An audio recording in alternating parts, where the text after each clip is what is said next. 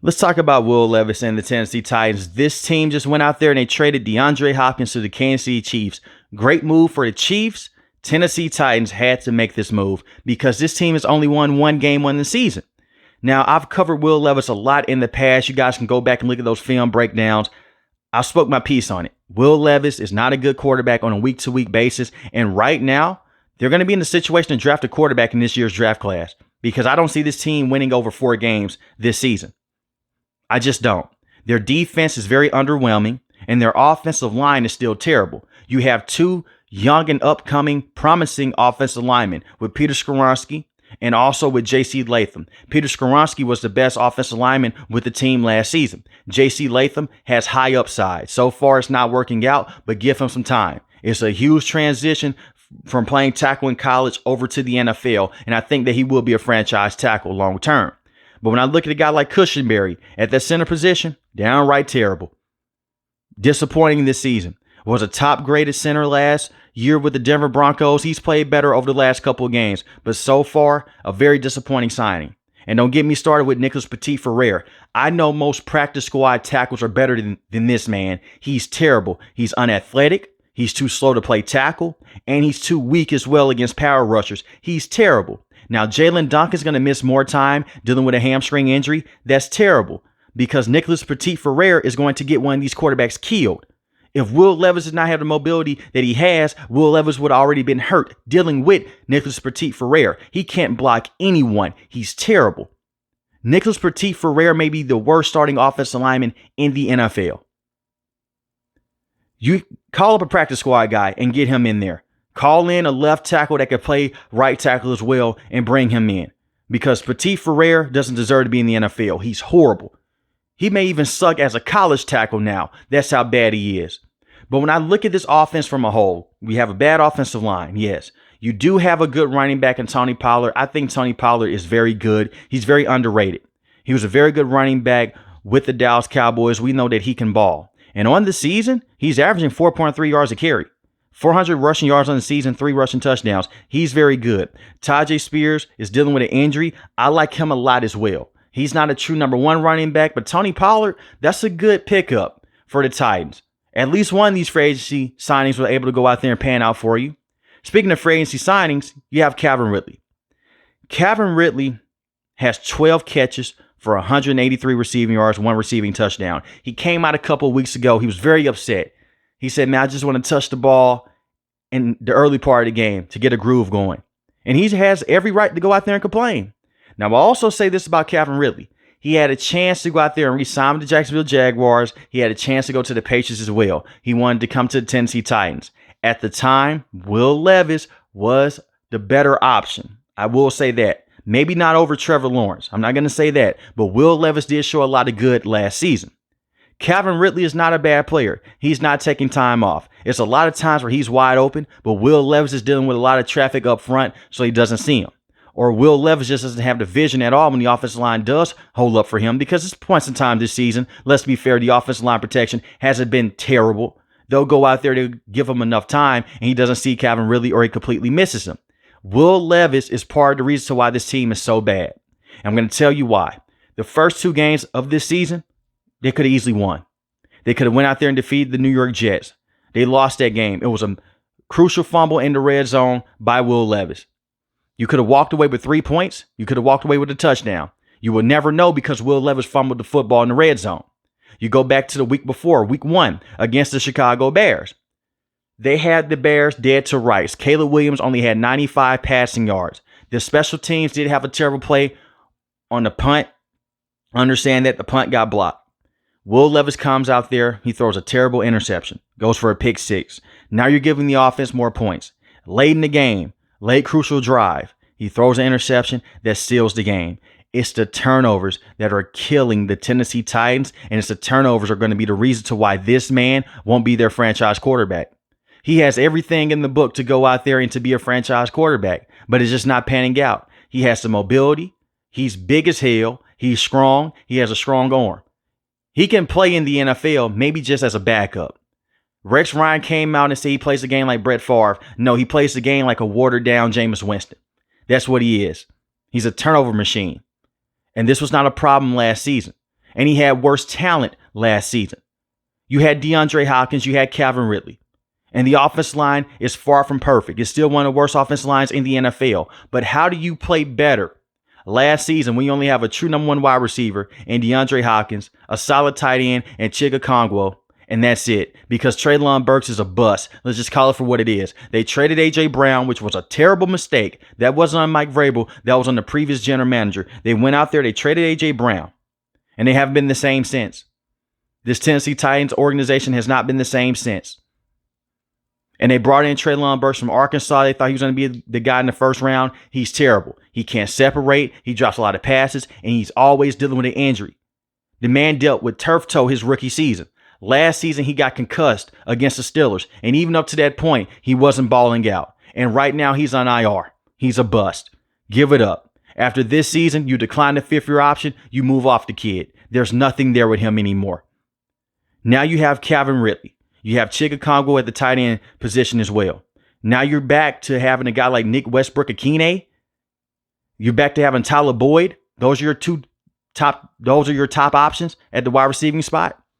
Just terrible. And they had to move off of DeAndre Hopkins because he's an older player and they're still paying majority of his salary. They just wanted to get a draft pick in.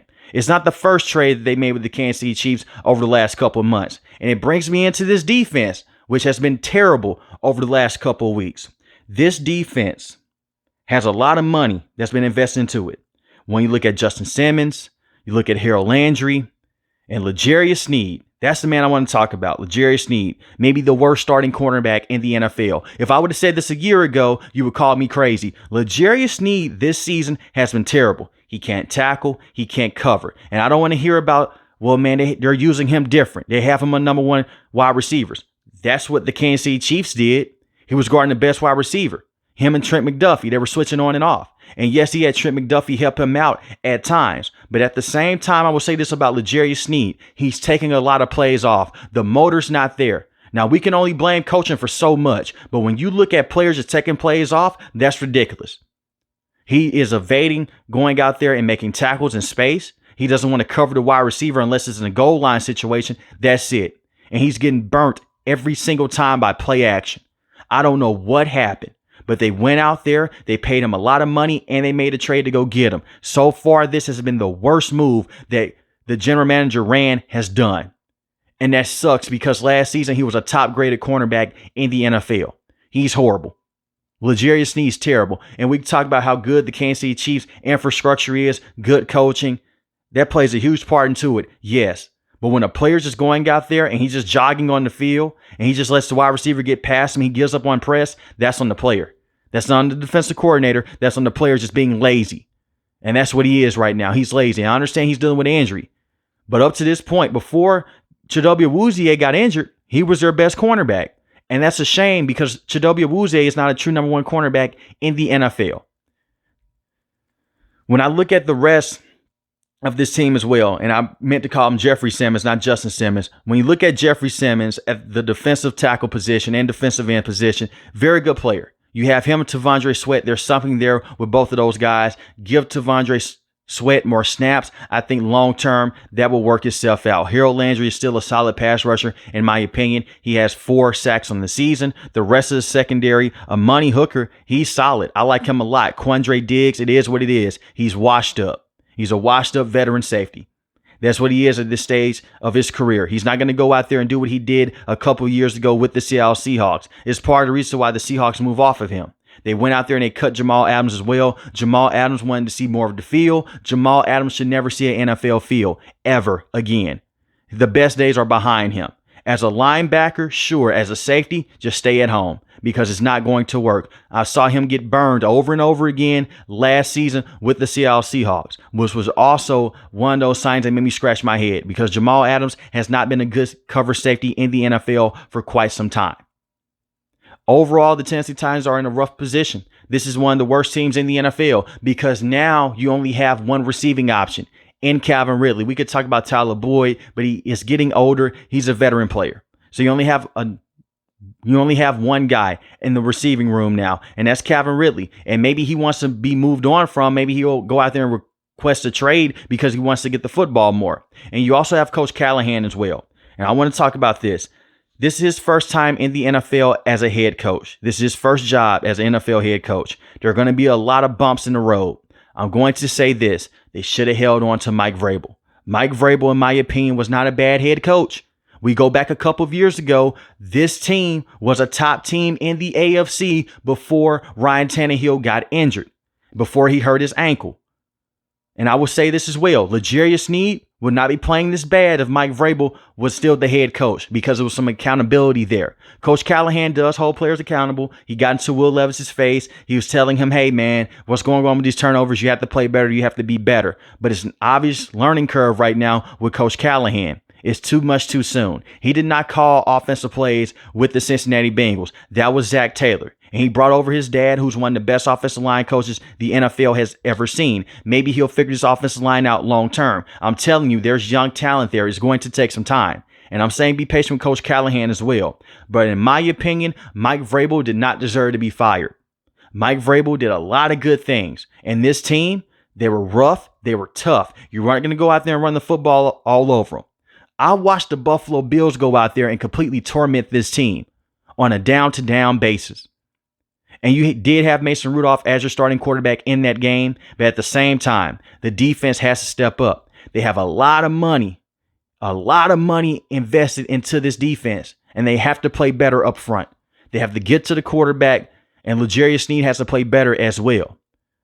But when I look at this Tennessee Titans team, Will Levis hasn't panned out. That sucks. L'Jarius Sneed hasn't been good this season. Tony Pollard has been balling. Give him his credit. Calvin Ridley is a very good wide receiver, very good deep threat. Just get him the football more, which is easier said than done. Mason Rudolph can't come in and save the season either. He was able to come in last season for the Steelers for 3 games. The last 3 games of the season, he came in. He looked very good. But this offensive line is so terrible. He doesn't have the mobility to go out there and avoid the tacklers in space. So it's not going to work out with him for the rest of the season. So you have to go back out there and bring back Will Levis, who you hope is going to recover from that shoulder injury and can just dial down on the turnovers. But this team is 1-5. They're not supposed to be in this situation at all. This is a Tennessee Titans team that has all of this talent, but is not working out. I can easily see them going with a quarterback in the first round. But the problem is this.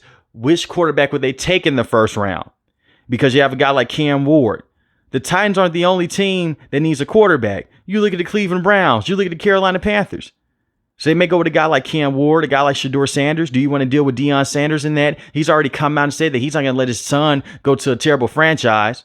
And I don't think the Tennessee Titans are a terrible franchise, in my opinion. Like I mentioned before, you have a general manager in Rand, very aggressive. He's going to go out there and try to bring in the best veterans possible. So far, it hasn't worked out.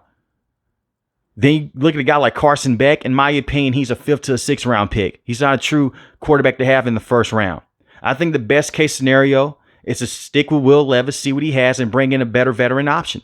Bring in a better guy than Mason Rudolph. Bring in one of those quarterbacks that's been in the NFL for the last 5 to 6 years, have some starting potential, go out there with them, and a guy that will take care of the football. The Tennessee Titans will be okay long term. This is a rebuild, obviously, for this team, but it was an unneeded rebuild, in my opinion. The only reason that this team was in this situation to begin with is because Ryan Tannehill got injured. And I'm not talking about last season. I'm talking about the season before. They were a top team in the AFC. They had to call in Josh Dobbs because Malik Willis was not ready to play. Mike Vrabel established a culture here and is no longer here right now. Coach Callahan's trying to establish his culture. And speaking of Malik Willis, that was an extra slap in the face to the Tennessee Titans. That kid could not do anything with the Tennessee Titans. He was terrible. He goes over to the Green Bay Packers. He wins 2 games. And not only just that, he goes against the Titans. They run the football down the Titans' throat. And he gets a passing touchdown as well. Shout out to Malik Willis for taking care of business. But it's crazy what a culture difference can do for a kid. I'm just shaking my head right now to the Tennessee Titans. Because what was the point? And I understand you traded A.J. Brown. You didn't want to pay him all that money. But sometimes you have to go out there and pay guys. And I understand it's a different situation for some Tennessee Titan fans say, why did we go out there? Why did we pay Calvin Ridley and we didn't pay A.J. Brown? Different general manager. I just feel bad for Tennessee Titan fans. But let me know in the comment section below, how do you guys feel about the Tennessee Titans long term? And is Will Levis still the guy? If you're new to the channel, hit the subscribe button. If you like the video, hit the like button. Most importantly, want each and every last one of you guys stay safe, stay positive. Thanks for watching the video, guys. God bless. Peace.